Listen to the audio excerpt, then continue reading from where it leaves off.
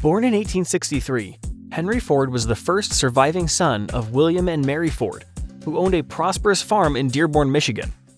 At 16, he left home for the nearby city of Detroit, where he found apprentice work as a machinist. He returned to Dearborn and worked on the family farm after 3 years, but continued to operate and service steam engines and work occasional stints at Detroit factories. In 1888, he married Clara Bryant, who had grown up on a nearby farm.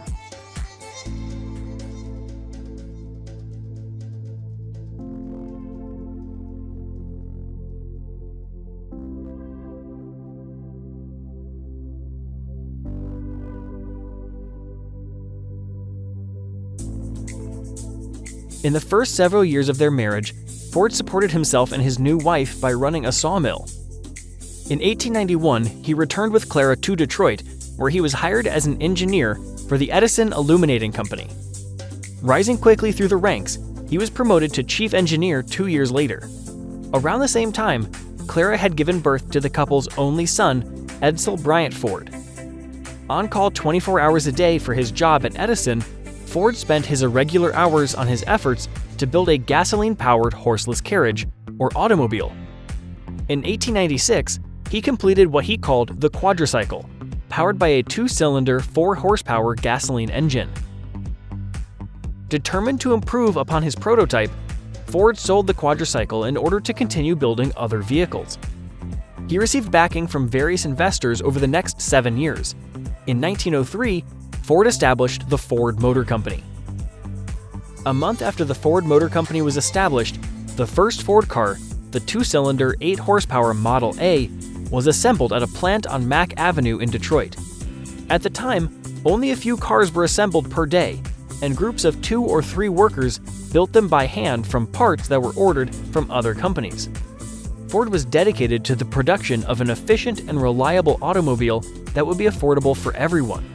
The result was the Model T, which made its debut in October 1908.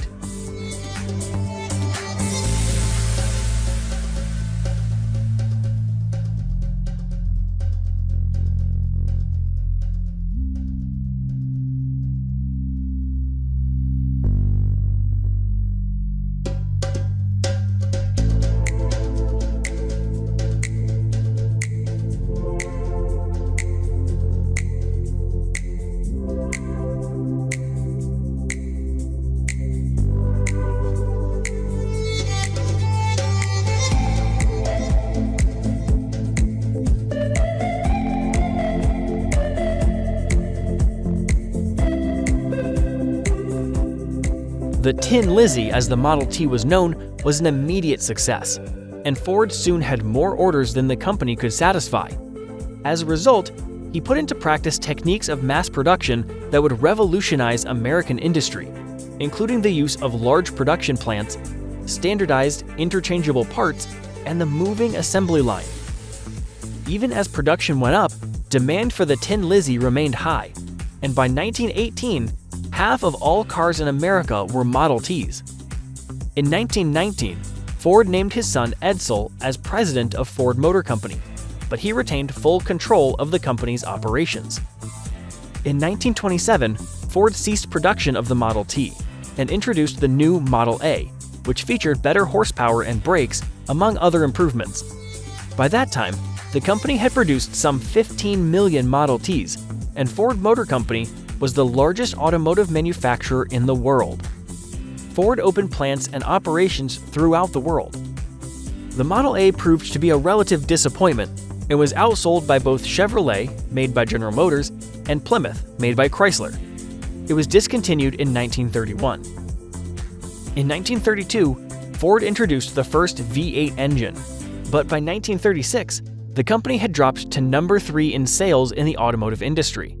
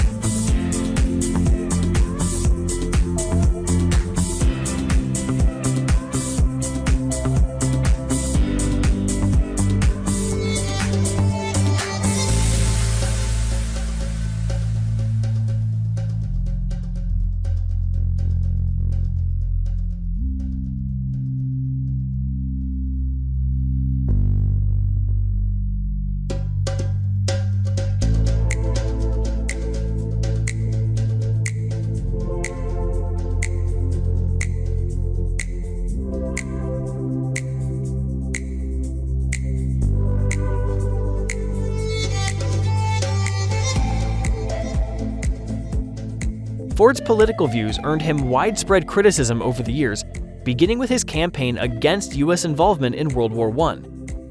He made a failed bid for a U.S. Senate seat in 1918, narrowly losing in a campaign marked by personal attacks from his opponent. He expressed admiration for Adolf Hitler and Germany, and in 1938 accepted the Grand Cross of the German Eagle, the Nazi regime's highest medal for a foreigner. Edsel Ford died in 1943, and Henry Ford returned to the presidency of Ford Motor Company briefly before handing it over to his grandson, Henry Ford II, in 1945. He died 2 years later at his Dearborn home at the age of 83.